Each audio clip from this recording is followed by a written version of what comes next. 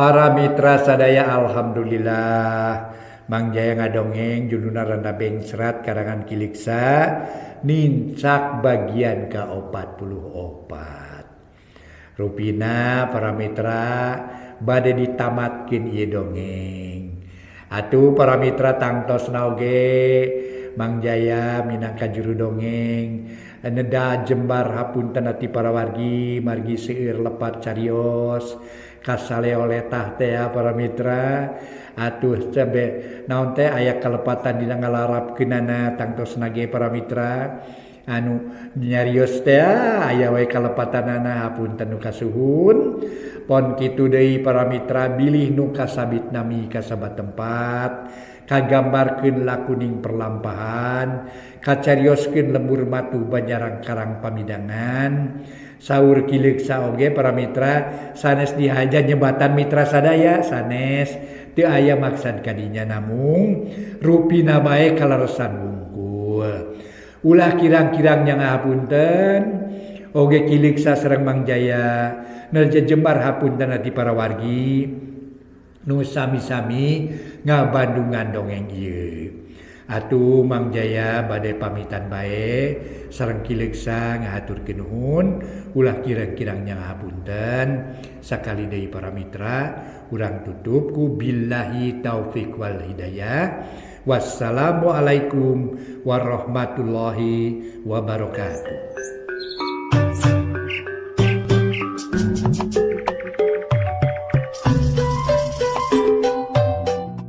Para mitra kaum dangu, wilujeng tepang dangu serang acara matuh dongeng enteng pangbeberahman. Mang Jaya bade neraskeun hanca dongeng nu katuna carios nyambung judulna Randa Bengsrat. Di dongeng karangan Kiliksa ayeuna nincak bagian ka-44. Sakumaha nu kauninga para mitra, Pak Aryono sareng Marni nyusul-nyusul ka tempatna Karmin. Nanging kumargi dina serat nikah, Karmin teh ngakukeun ngaran Basri. Jadi nu caroskeun teh Basri para wargi sadaya. Ya dasar si Karmin. Nyen pidorek ngadoreksakeun pisan ngabatur teh para wargi. Ya aya we si Karmin. Mangga wilujeng ngadangukeun carios nyambung judulna nyaeta Randa Bengsrat dina bagian ka-44 ye dongeng karangan Kiliksa. Mangga nyangakeun. Para mitra kaum dangu, kacaturkeun asmaya. Harita leumpang ti babaranting. Da puguh rusuh para mitra dibarung ku amarah. Hayang geura tepung jeung Basri lempang dina galeng gagaleongan ampir-ampiran labu. Dasar lalaki teu beunang dipercaya. Panyana teh nyaan we jujur jeung bager. Si horeng ngabudi ucing. Keun sia diwarah ku aing. Moal diantep lalaki kitu mah. Laki gejul teh ceuk hate asmaya bari ti pepereket. Ngepeul-ngepeulkeun peureub beungeut geuneuh kesa ngoprot saluar awak. Sarog ka kebon ka sampak Basri keur andekah kanapeun tangkal buah. Hareupeunana aya dua ganjeng nangka sagede seeng. Ka ameu seungit pikabitaeun kuloneun tangka nangka aya lalaki duaan sobat Karmin keur mantuan ngaranangka. Asmaya geus teu bisa nahan amarah, nafsu ngagedur amarah teu kawadahan. Datang-datang haok nyentak nulak cangkeng bari molotot. Kang Basri, kunaon ari akang? Kaos lain lalaki pangkat we. Nanaonan hirup teh ngabudi ucing. Teu sangkanya si horeng lungu teh lungu tutut. Sawasa kota ka iler kabeh. Leuwih telenges batan anu ngorocok ngomong. Tuh da tuh, geura tepungan tuang rai nyusul ka dieu. Kitu pokna teh tuluy ngahega. Bari calangap lantaran capek pacampur jeung keuheul. Basri demi ngadenge caritaan pamajikanana kitu ngahulang bari melong ka pamajikanana. Seeutik teu ngarti kana tujuanana harita teh ngahuapkeun nangka. Rek ngahuapkeun nangka tapi teu nepi ka murag deui bakat kureuwas pok nanya bari karum. Mama, aya naon ieu teh teu gugur teu angin ujug-ujug pating baladag we. Mata kreuwas ieu teh aya naon mah? Montong nyalikong teu kudu akon-akon ayeuna mah geus bukti. Bukti nu jadi saksi kanyataan nu bisa nyarita. Si horeng lungu teh di imah di luar magaga alabatan Arjuna. Kaduhung percaya teuing ka lalaki kitu. Keke kumaha ieu teh mimitina imam mah teh. Aya naon atuh ieu teh? Basri keukeuh teu ngarti jung nangtung bari keprak-kepruk kana calana. Kang Basri tu ka imah aya nu nyusul awewe geulis keur ka kandungan 4 bulan dianteur ku bapana ngahaja nyusul Sabab akang geus lila teu kilir-kilir, teu ngiriman, teu ngabalanyaan. Hayo beresin ka ditu. Geura balanyaan tu istri nu anom. Karunya geus bobot, keur bobot. Laki nulus tunjung teu gableg ka era kawas lain pangkat luhur we. Basri calangap bari hatena deg-degan. Tadina marek amak ka Asmaya akhirna jadi seuri cakakak bangun nikmat.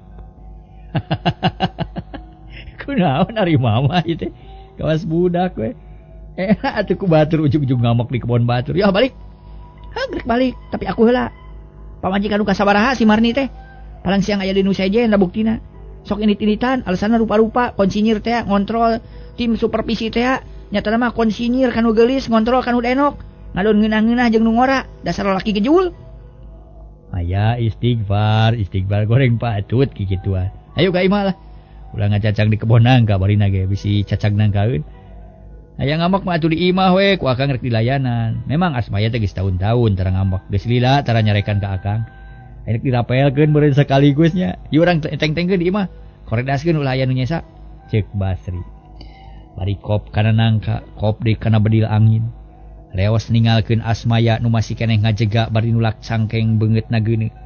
Tadina mah rek nyarekan deui tapi Basri kalah ka init atuh kapaksa nuturkeun bari ngagidir nafsu keneh. Di jalan aya nu nanya boh Basri boh Asmaya teu ngajawab. Tetep jamedud bakat ku amak. Atuh nu nanya heraneun olohok bari gogodeg. Tapi teu kapapanjangan batur mah pating laleos nuluykeun tujuanana. Barang serog ka imah kalacat Basri unggah red kasemah nyawe aya awewe geulis. Katarakeun ka kandungan Basri olohok da teu wawuh ka eta semah. Bus ayak Asmaya ka jero beungeutna geuneuh. Tah, geura aku. Tuang rayi anu anom hawatos milarian, ceuk Asmaya. Amarahna can pareum-pareum. Hayang keneh ngamak puguh we Marni meni ngajenghok, ngadeg-deg sieunun, muntang ka bapana malah Pak Aryono reuwaseun jajantungna ratung. Ke mamah ke. Ulah sok getah sarupateun sagalulu ge. Sok diuk urang badami. Sok riuk dung badami.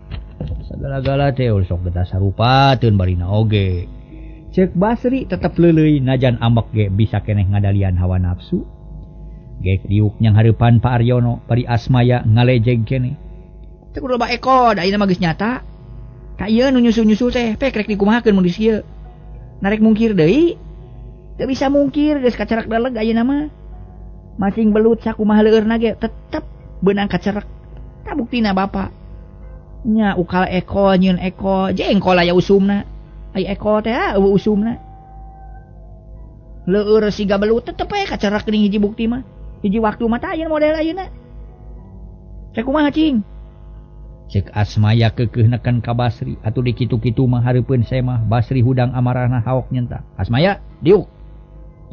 Panon molotot beungeut geuneuk atuh puguh we ngalenyap asmara teh. Red kasalakina teu kuat ku paneuteub leket ieu awakna leuleus. Sabab geus apal kumaha adat salakina gek diuk jajantung ratung.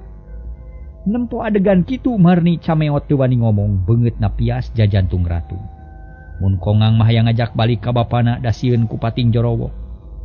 Ngan Pak Aryono rada teger. Manehna rek nyang hareupan naon bae nu bakal kajadian. Sabab geus boga kayakinan yen niatna lain goreng, lain salah tapi rek nyusul hak anu jadi anak. Geus larar maneh Asmaya? Ambek keneh tah henteu? Ceuk Basri bari neuteub ka pamajikanana, ari Asmaya teu ngajawab. Bapak punten abdi kapaksa ngahormat ka tamu ku cara kieu nya. Sabab keayaan memang kieu mata kareuwas jeung heran ieu. Taina supados masalahna teh rengse sarta ulah aya salah sangka. Abdi bade tumaros bapa teh ti bapa saha anu ti mana? Ceuk Basri. Ujang. Bapa teh ti Kadipaten wasta bapa teh Aryono. Ngahaja ka dieu teh bade nyusul caroge pun anak nu tos 5 sasih teh aya mulih-mulih. Nanging hapunten bilih ku dongkapna bapa janten karerepot kanggo salira Ujang. Bapak ge heran apa aya kajantenan kitu kumaha atuh nu salaresna ieu teh. Oh, kieu Pak. Abdi bade naros heula ari caroge tuang putra teh saha jenenganana? Basri ngadamel mah di tentara di Bandung. Tos apal kana rupina? Ya kan tenan apa mah da sering ka lembur sanesa kali atan pi 2 kali nanging sering cek Pak Aryon. Ari nu ngaran Basri mah seueur. Da abdi ge leres pun Basri sarta rumaos janten tentara. Dinas di Bandung, ayeuna nuju di lembur margi pun aya pun adi nikah, pun alo santen. Nanging cobi sidikeun beungeut abdi na leres caroge tuang putra abdi teh. Basri nying hareupeun beungeut ka Pak Aryono. Pak Aryono kalah ngabalieur ngareret ka anakna nu titatali cameot bakat ku sieun. Nyai, nah kieu geuning boa-boa salah alamat urang teh. Duh ka Pak abdi geus teu ngartos atuh. Temal Marni, ieu kada seueur saur ayeuna mah geura waler. Nah caroge ayi teh leres beungeutna jiga ieu, jiga beungeut Bapak, Basri ngusap beungeutna. Sanes da teu kitu salaki abdi mah. Temal Marni, tah mun kitu mah Bapak sareng ayi lepat alamat. Cobi paluruh deui sing leres nu ngaran Basri teh seueur sing hawatos ka abdi nu teu pupugu dicarekan ku pamajikan. Keur ngeunah-ngeunah murak nangka ngadon dilabrak ku pamajikan. Alah sanu teu era tak kitu aya mah Pak, mangga emutan deui. Pak Aryono, Paramitra jeung Marni ngahuleng duanana teu bisa ngomong. Asmaya sadar manehna inget yen laku lampah gagabah teu taliti dina tatanya, terus ngusap beungeut pok milu nyarita. Papa kitu deka ayi Marni, cobi pilarian deui bukti anu sanesna. Aya keneh atanapi henteu, margi ari ini di kana jenengan mah sareng alamat mah memang beneran. Mali akur pisan sareng alamat nu dicicingan ku abdi sareng pun lanceuk. Tapi met jadi kieu atuh teh sandiwara atanapi kumaha. Nah geuning adu hareupan mah bet teu di aku. Demi Allah, akang mah teu sandiwara mah bener teu wawuh kaya istri. Tepung ge kakara ayeuna nyebut teu wawuh teh lain bobohongan, tapi nu sanyana wani disumpah akang teh, ceuk Basri. Nu sanyana wani disumpah akang teh, ceuk Basri. Percanten ka akang mah tapi kumaha Aji Marni? Lalaras abdi ge name tepang sareng bapak ieu mah. Salaki abdi mah teu kitu, salirana alit nanging pakulitan mah sami. Pempe langkung jelas mah da aya fotona dina surat nikah. Tah sok buka surat nikahna mah. Mana. Basri curingan. Iya, cek Marni song mikeun surat nikah ka Basri. Malah Asmaya mending ngarontok hayang buru-buru sidik. Barang breh teh Basri jeung Asmaya colohok bengong. Asa teu percaya kana tetempoanana sabab sidik pisan. Foto teh foto Karmin make baju dinas milik Basri. Sajongjongan mah taya nu nyarita. Anggur ngahuleng ngesigakeun aku tenung. Nupang haneueul nama Asmaya geus nyarekan lak-lak dasar kasalakina, kari-kari ayeuna kitu buktina. Punten manawi kenal ka jalmi ieu di mana atuh salaresna ieu teh, ceuk Pak Aryono bakat ku teu sabar. Bapak kitu deh ka ayi paingan atuh mata keras urat beheung ieu mah. Da kieu geuning ieu teh. Ieu teh pun alo si Karmin ngaranna teh, ceuk Basri. Tah leres pisan da ngangkeuna ge kitu Karmin cenah. Mung di Panamalan ngangkeun aja dengan Basri ditami ku Karji minta reja. Karmin teh singketan tina Karji minta reja. Marni milu ngajelaskeun. Ngarah kahartieun pisan ku Basri jeung Asmaya. Astagfirullahalazim. Panyana teh teu kieu Karmin.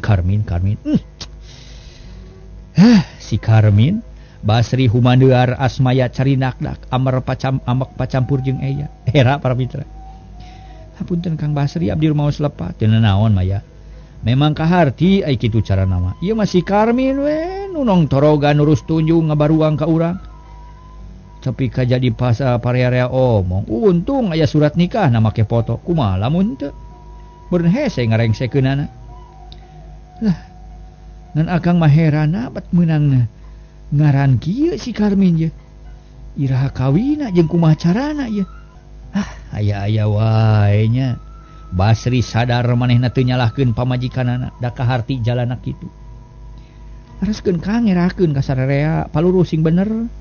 Nah sanu nyieun kateranganana sanu mere surat NA-na usut sakalian tuman. Ke. Nah kumaha ieu teh Ujang?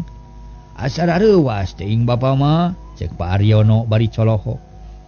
Ari Marni carinakdak ngumarci mata. Pak Aryono, si Karmin teh lain tentara. Da manehna macan boga pagawean, memang kungsi teken tentara tapi teu lulus. Pangna make pakaian tentara eta mah maling-maling make nu abdi. Arieuna si Karmin teh keur pangantenan kare kamari di rapalan tak kitu, Pak. Barang ngadenge lalakon kitu lengak Marni kapiuhan, untung kasangkeh ku Pak Aryono. Atuh puguh mata kreuwas kasararea malah Asmaya meni luncat nulungan watir nempok kitu mah. Bawa ka jero gelarkeun di kamar. Ceuk Basri hari weus-weus reuwas nempo nu kapiuhan kitu mah. Para mitra kaum dang, sabot keribut-ribut kitu Mang Seno jeung Bi Urmi Juljol. Lantaran anu ngabejaan pedah tadi Asmaya jeung Basri silih sentak. Malah Aki Jama jeung Karmin katut sari ge juljul daratang. Atuh di imah jadi pahibut loba jalma ditambah ku tatangana Mang Seno. Naon teh Mang? Ceuk Karmin manehna lajag lejeg di imah. Harita Marni geus digolerkeun di kamar digugulung ku Asmaya jeung Pak Aryono. Yuk Karmin. Basri molotot beungeutna geuneuk, puguh we sarerea gereuwas. Tayan wani ngomong barang ngadenge kitu Karmin ngalenyap hatena. Meni leuleus asa dipupul bayu gek diuk satengah bebeutkeun maneh. Sari diuk gigireunana jajantungna ratug can ngarti kana eta kajadian. Kang Seno, Diurmi, di dieu ngariung. Keun bae nu kapiuhan mah antep kae cager sorangan.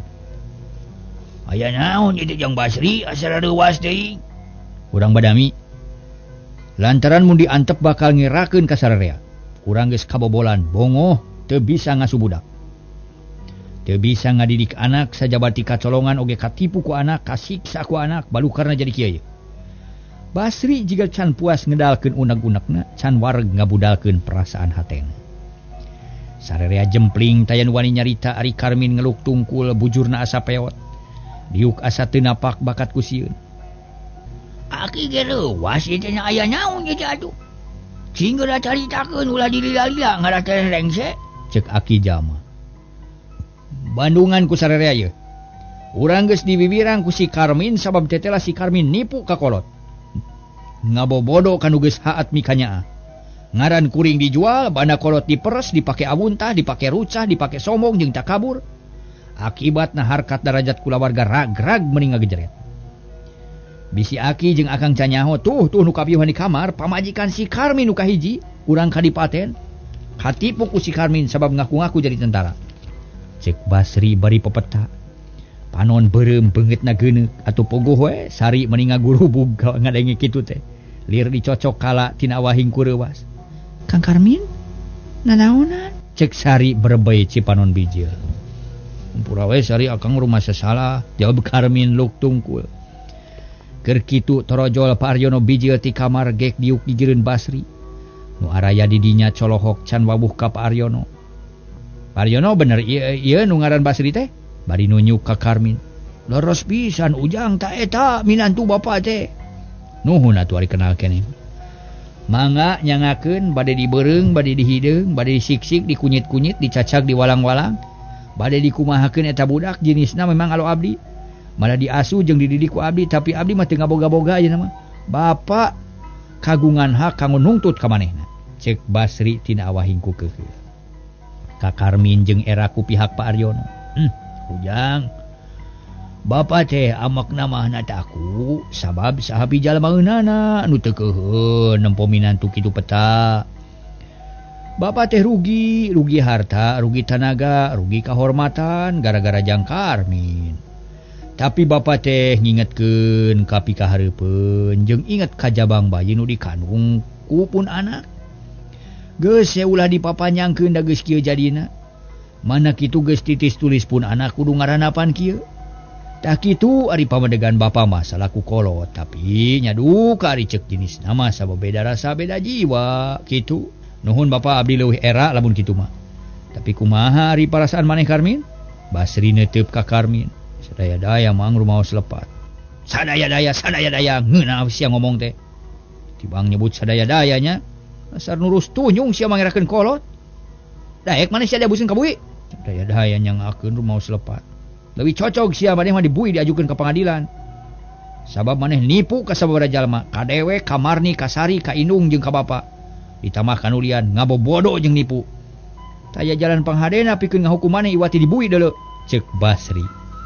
Harita teh para mitra anjing sieunnan da manehna ge teu tega ari nyaan mah. Memang anu nilik kana karugian mangaran manehna dijual, tapi inget deui yen Karmin teh boga pamajikan duanana keur kakandungan, rek saha nu ngurus orok mun Karmin asup panjara. Kumaha atuh para mitra Mang Seno jeung Bi Urmi teu bisa nyarita. Da memang manehna ge geus taak mikiran nu jadi anak, ari Aki Jama cari nakdak. Teu nyana boga incu bet kitu peta. Harita Sari ngahuleng cipanon ngemeng tetempoan pating burinya ya asara Nyai Kararone. Tungtungna kulahek lengak kapiuhan cara Mang Marni. atuh sararea pahibut nulungan nu kapayahan matak namahan riweuh kanu araya didinya. Basri gogodeg manehna bingung mutuskeun kudu kumaha kitu salah kieu lain. Mangkaning para mitra Karmin teu boga usaha ari pamajikan meuni duanana keur ka kandungan. Sanggeus kapiuhan maranehanna di tempat tidur. Kolot-kolot ngariung Basri jeung Aki Jama katut Pak Aryono jeung Mang Seno kumpul rek mutuskeun urusan Karmin. Ari nu sejen sina nulungan nu kapayahan bisi kumaha onam para mitra sadaya. Harita Basri tuluy nyarita, Kang kitu deui ka Aki. Cik atuh abdi tulungan ye sabab ieu teh ngait kana tanggung jawab abdi ieu teh. Nah kudu dikumahakeun ari si Karmin, narek tega mun diajukeun ka pangadilan. Narek ikhlas ngahampura kana kasalahanana atawa kumaha. Sabab urang ulah gagabah dina nangtukeun contona kieu. Mun ayeuna dilaporkeun kanu berwajib, tangtu si Karmin bakal dipanyara, akhirna unggah balewatangan. Kumaha akibatna? Akibatna Sari jeung Marni moal aya nu ngurus, mangkaning keur ka kandungan, bakal tambah berabe. Cing ayeuna rek kumaha ye? Cek Basri. Ari Aki mah bati hanyeueun nya we sedih boga kincuk hidup patut. Tapi hate goreng bulung palung ge da incu kaya mah ulah nepi ka unggah balewatangan. Kumaha we cara nyapek alatur kanu ngarora. Jeung nu ngarti, Aki mah teu ngarti kana urusan hukum mah kitu dah. Yang Basri, Cek Aki Jama. Agange nyangakeun ka ujang kumaha benerna. Jawab Mang Seno pok disambung ku Apa Aryono. Ieu we ti sim kuring mah atuh suajang Karminkeun bae teu kudu dipapanjangkeun. Apaan tadi geus dikedalkeun sabab mun jang Karmin dilaporkeun nu repot teh urang kene. Ayeuna mah tilik barudak nu keur ka kandungan. Karunya mun eueuh nu ngarasanan. Tak kulantaran kitu urang pasrahkeun ka bae pamajikanana nyatana ka Marni jeung ka Sari. Maranehanana nu boga hak pikeun nangtukeun. Keun ari sakalieun sim kuring marek narima kana naon-naon nu geus jadi kanyataan. Kitu cek Pak Aryono. Nya nuhun atuh mun kitu mah geus aya rarancang kanggo mutuskeun ieu perkara. Putusanana urang pasrahkeun ka Marni jeung Sari anu sarua resmina jadi istri jang Karmin. Tanya kitu atulah tanya jenisna. Harita para mitra Marni jeung Sari geus areling sabab pada ngubaran pada narulungan kuno araya. Tuluy duanana didiukeun direnengkeun jeung Karmin ngarluk tungkul ngumar Cipanon kasedih. Harita para mitra Basri nyarita ka Marni jeung ka Sari. Marni oge Sari, Allah Maha Kawasa. Allah Maha Uninga ari rencana jeung kahayang manusia tarasa lilana luyu jeung kanyataan. Lir ibarat nu kaalaman ku urang ayeuna hayang bagja kalah jadi sedih. Lantaran Karmin lalampahanna kitu patut. Sarerea geus pada nyaho ta ayeuna putusan masrahkeun ka Marni jeung Sari. Duanana ge resmi jadi pamajikan Karmin. Baik rek kumaha? Dayeuna mah kieu kanyataanana, cek Basri leuleuy jeung pikahartieun. Marni jeung Sari silih reret treup padu teuteup lenyap hatena sumeblak. Jajantung ratu munggah gugu nafsu hayang silih carekan, hayang silih cakar, hayang silih jenggut. Tapi mun inget kana nasib hayang ceurik jejeritan duanana teu nemalan. Mun ku Marni jeung ku Sari teu ditarik teu ditakon, kapaksa ku Amang rek didakwakeun.